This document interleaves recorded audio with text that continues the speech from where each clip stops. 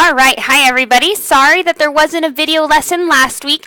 Some kind of things came up and I wasn't feeling too hot, so I couldn't record a video. So for this video, we're going to kind of combine two little lessons into one. One's going to be about the elements of a tragedy, and the other one is going to be about symbolism. So we're just going to go ahead and get started. But before I get started, is some house cleaning business and some items. Please, again, always please spell check your work.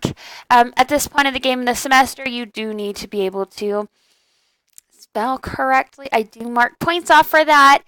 Spring break is next week. I will be taking that time for my family and for myself. If you guys are ahead of the game, awesome. Enjoy your spring break and relax. If you guys need to do some catching up, it's a perfect time to catch up on your work. Okay. Excuse me. With that being said, let's get into elements of a tragedy. Okay.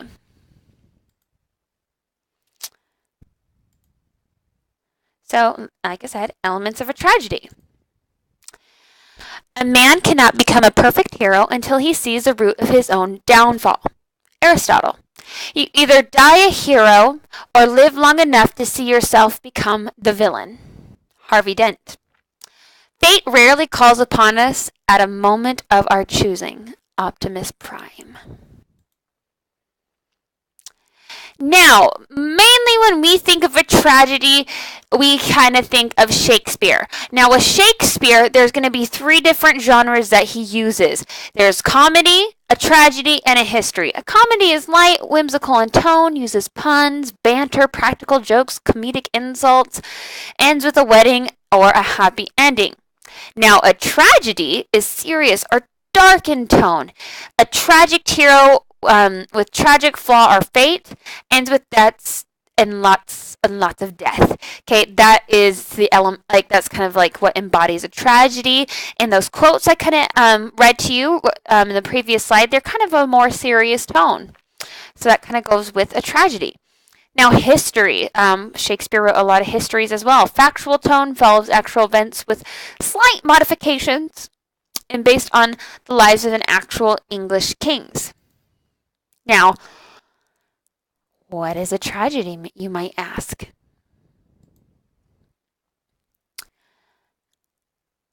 So when you think of a tragedy, what do you think? I know lots of people like to be like, oh, that's so tragic. But what is it? A tragedy is a form of drama based on human suffering that invokes its audience and accompanying catharsis or pleasure in viewing. Okay, so there's going to be drama, and guess what? Romeo and Juliet is considered a tragedy. Why? Because everything bad is happening and there's so much death. Okay. Themes in a tragedy are usually like lofty passion, jealousy, revenge, and ambition. Okay. The tragedy origins. The Greek philosopher Aristotle first defined tragedy in his book Poetics, written in about 330 BCE. 6 parts of an Aristotle's definition of a tragedy are plot, most important elements according to Aristotle. Of course, without a plot, we wouldn't have a story, now would we? A character, thought, or theme are the insights into humanity. Diction, word choice, and dialogue. Obviously, in a tragedy, you're going to have much more somber and serious words in there.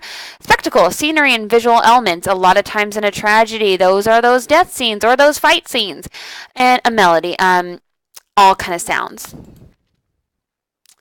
Now, with a Shakespeare tragedy, here's the definition. It has a tragic hero.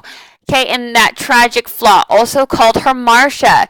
Reversal of fortune, called Perpetua, and a catharsis. So we have to have a catharsis. Something has to kind of wrap up for us to kind of feel satisfied with the ending, and it doesn't necessarily need to be happy. Now, a tragic hero is a person who ends up being a hero but has one fatal flaw or a tragic flaw. Okay. Now, restoration of social order or denouement. We kind of talked about that when we went over plot. Okay, now also, free will is important in a Shakespeare tragedy. Characters have the ability to choose their path but make errors and choices due to their flawed nature. Now that's just humankind. But in a Shakespeare tragedy, guess what we're going to see? All these people making choices that are really bad, which obviously makes it tragic, which is their fatal flaw. Now, a tragic hero meets his or her own downfall through a combination of hubris, tragic flaw, fate, and the will of the gods. Okay, a tragic hero should be of noble birth, a ranking politician, military figure, prince, or king. So the tragic hero in our story is going to be somebody who's kind of high up there. Noble birth produces a sense of fear. It can happen to someone like him or her, and it can happen to you. So if it's going to happen to someone like really high up and kind of cool like that, guess what? It's going to resonate with the common man. The hero should not be morally better than an average person. Heroes' actions result in an increase of self-awareness and self-knowledge. Now, our tragic hero might not be the main heroine of the story. An audience must feel pity and fear for the hero.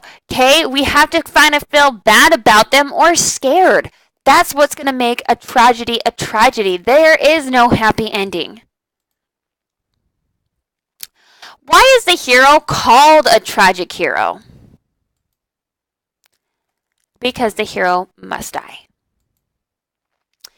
Now, the tragic flaw, or the hamartia is Greek, which means fatal flaw. The hero is nearly perfect except for one flaw or weakness. The most common flaw in Shakespeare tragedy is pride or hubris. Hubris is an exaggerated self-pride or self-confidence, often resulting in fatal retribution or ultimate downfall. Kind of think right here of Romeo or even Juliet. They are of noble birth, yet they are very prideful. They think that nothing bad can happen to them, and that despite their families hating each other, they're going to still be together.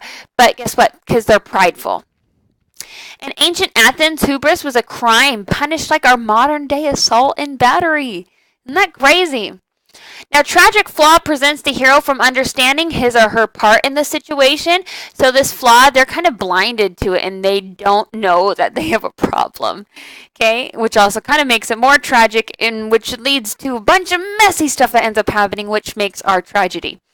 Now, a tragic flaw also leads to a reversal of fortune. So somebody might come in the first place and have everything. Like in Romeo and Juliet, these kids are madly in love. Well, they're not madly in love yet, but they have everything life could ever offer them. But yet, because of their prideful nature, they make mistakes in certain decisions, which is going to reverse their fortunes and end up very bad for them. Now, the reversal of fortune are the perpetua, which is Greek and means reversal of circumstances or a turning point.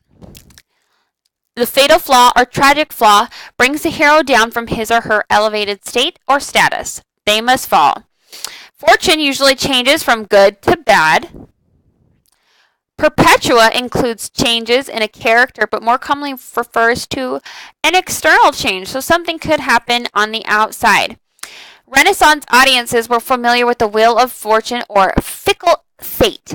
So anything could happen at a drop of a dime to change everything. And normally that happens in a tragedy. What goes up must come down. Now, catharsis. A catharsis originates from Aristotle's catharsis with a K. Catharsis is the audience purging of emotions through pity or fear. When experiences are described as cathartic, it means they are good for you. It helps you get a lot of emotions or feelings, quote unquote, off your chest. The spectator or viewer is purged of emotion as a result of watching the hero fall. This is why we cry during most movies or novels. Let's take... Oh, shoot, what's that movie? The Notebook, for an example. If you're like me at all, you're a big crybaby, and I bawled through half that movie because it's catharsis. I have these feelings getting purged. That movie is kind of tragic, but it is end up being a romance, so it has a happy ending. But you have this catharsis, these feelings, getting them off your chest. these purging of emotions, and in a tragedy, it's done through pity or fear. You're scared for these characters, and you really feel for them. Now, the restoration of social order, the denouement, or the ending. Tragedies include a private and a public element. Personal and societal problem that must be resolved. So something within the society has to be resolved. Like in Romeo and Juliet, the family kind of has to clean up after these two lovebirds, quote unquote. And at the end of that play, there has to be some order from the king. Anyways, the play cannot end until society is once again restored and at peace, so the problem is resolved. And Shakespeare's tragedies usually conclude with widespread death. Like if you ever seen Macbeth or read Macbeth, at the end there, it's just everybody dies in that play, and it's not until after everybody dies that order can be restored rightfully without that of a wicked leader. Okay, so in tragedies, it's not always going to be happy. In Romeo and Juliet, it doesn't necessarily end happy, but there's order, and the family finally ends their feud. Okay, so that is a little bit about elements of a tragedy. It's not happy. There has to be a fatal flaw with our hero, which we call a tragic hero. We're going to feel the catharsis. We're going to feel pity or fear from them. And, there's always going to be a restoring of order after all the chaos ensues. So that is a little bit about tragic flaw. Now, I'm going to stop right here real quick and tell you what the keyword for today's lesson is. The keyword is baby. Okay? Baby. So now we're going to kind of move on to symbolism, if I can find it. Okay, so we're going to kind of go through this little presentation, and those macaroons are making me absolutely hungry because those are one of my favorite little delicacies, treats to have. We're going to learn about symbolism, how symbolism is used by the author. Symbolism is really important, and you're going to find it a lot in stories, and it's an important element to understand.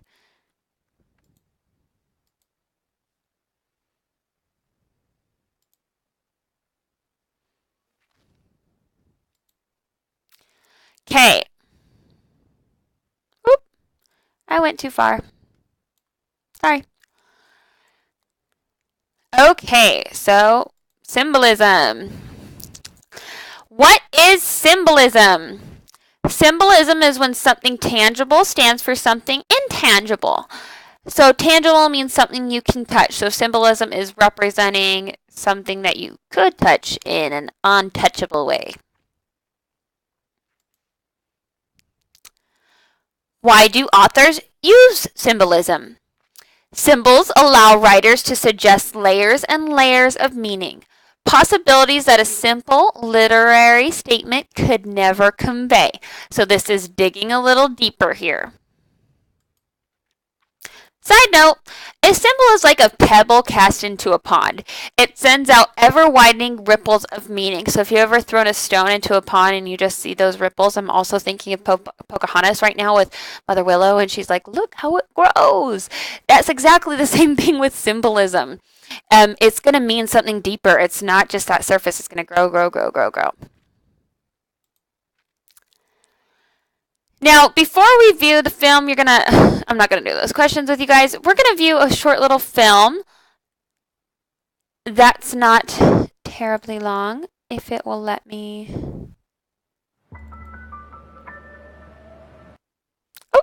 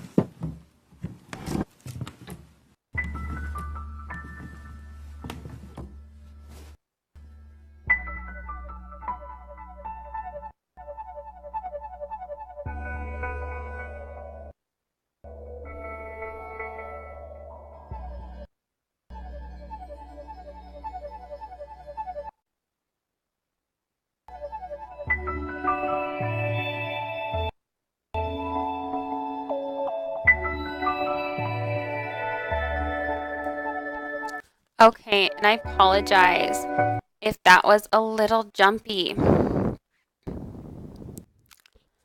So, just think about this. What does the little girl do in the shop at the start of the film? What is the color of the shoes she places on the counter?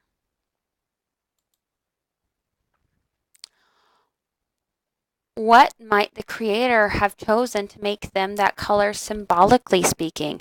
Hint, think about what the color red symbolizes.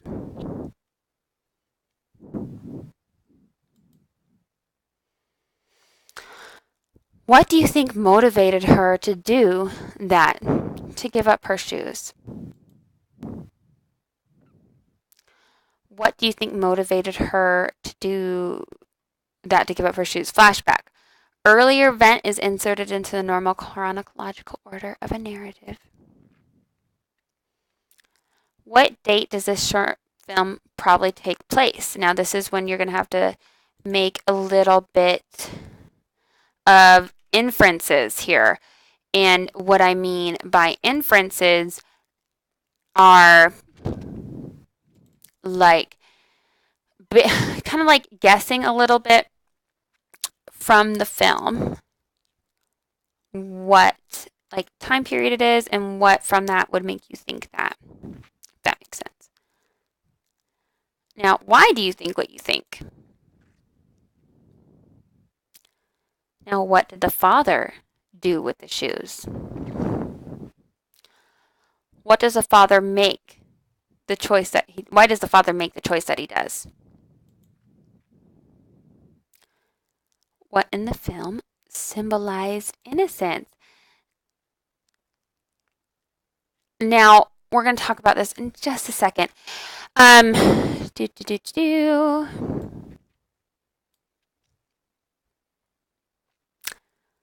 Hold on. Everything's kind of freezing up for me, so. Now, what does the little girl do at the start of the film? She trades her shoes at a pawn shop for a pair of men's shoes. Now, what is the color of the shoes she places on the counter? The color of the shoes are red. Now, what might the creator have chosen to make them that color symbolically speaking? Red symbolizes love. Think of Valentine's Day. Everything is so like red and pink and purples, right? But red all over the place. She gave part of her heart for her father's happiness. Now, what do you think motivated her to do that, to give up her shoes? She loved her father and wants to give him a gift for Christmas. She cares more about his happiness than her own. What flashback does she have? She remembers standing in front of a store window and wishing for that doll. Now, this film probably takes place around Christmas or Christmas Eve, which is why we have all those cool things in the shop window. Why do you think that? It's snowing outside. You see the drawings of the little girls done with the Christmas presents. Now, what does the father do with his shoes? He actually turns one of them into a doll, which is so cute. Why do you think the father makes that decision? He loves his daughters just as much as she loves him and is willing to sacrifice for her happiness.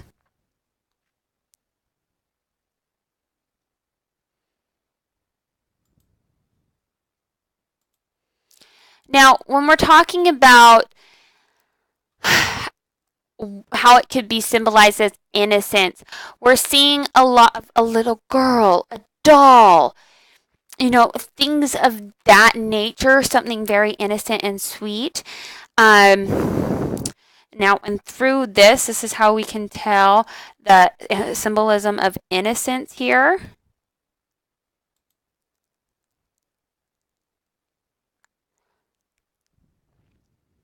Now, what did the shoe symbolize to both the father and the daughter? Now, I want you guys to take a second and kind of think about that. What could that possibly symbolize? Think of the color. The shoe symbolized both the father and the daughter's love for one another. They were willing to give up everything for each other just to make one another happy.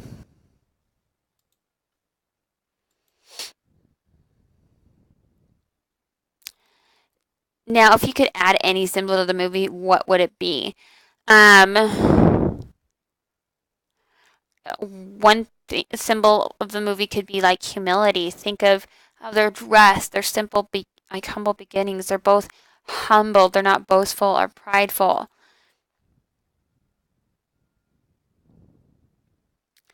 Now, why that symbolizes or is a good lesson about symbolism is because I want you to think of the movie that I just showed you. It's signifying something tangible, untangible with something tangible, like the shoe that symbolized love for one another. And we see innocence in this film being symbolized through the doll, the little girl, her drawings. And we're able to make those inferences because of like her surroundings. Now, symbolism is something you're going to see all the time, but like a symbol could also be like dove means peace. It's one thing represents something else, but it's a bigger picture. Think of the ripples in the sand.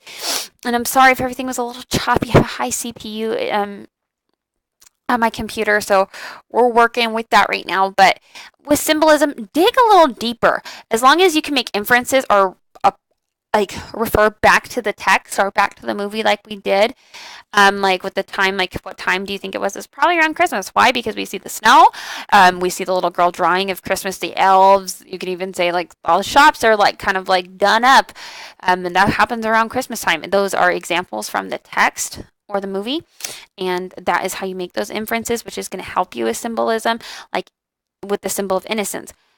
Dolls, little girl dolls, and little girl's drawing can mean innocent because she's a child, and children are innocent.